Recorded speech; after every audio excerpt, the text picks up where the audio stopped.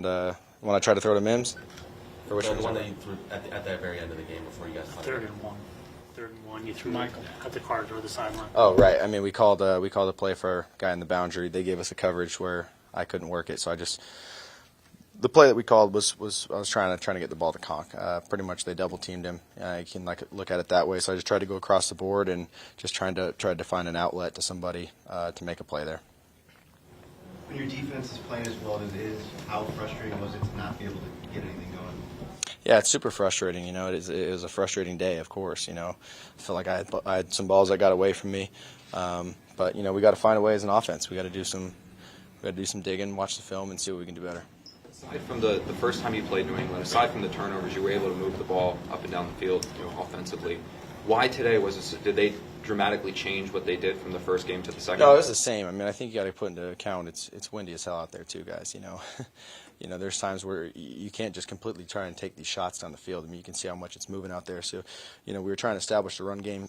Same with what the Patriots were trying to do as well. They're not out there chucking 30, 40-yard throws down the field either.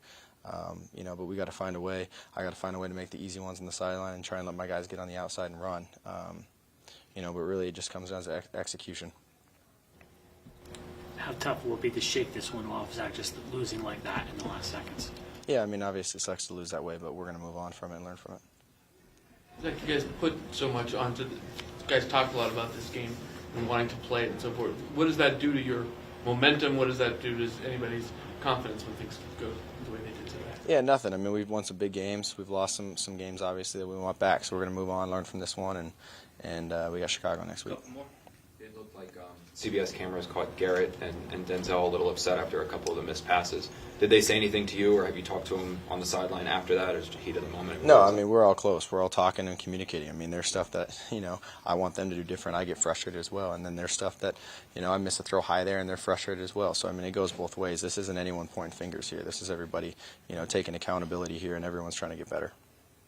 Zach, it seemed like you were able to do some things with your legs early in the game. Right. How come that didn't continue throughout the game?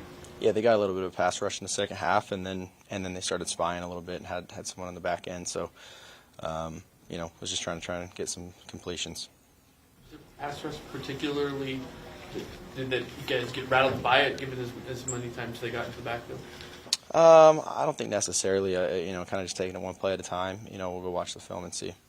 Is this game harder to move past because of how much? I mean, first place was on the line. It's the Patriots, wanting to revenge after last year and earlier this year. I mean, does this one sting more that you lost in the way you lost it? Yeah, I mean, it sucks to lose always, but we got a lot of season left, so we're going to move on and try and get better.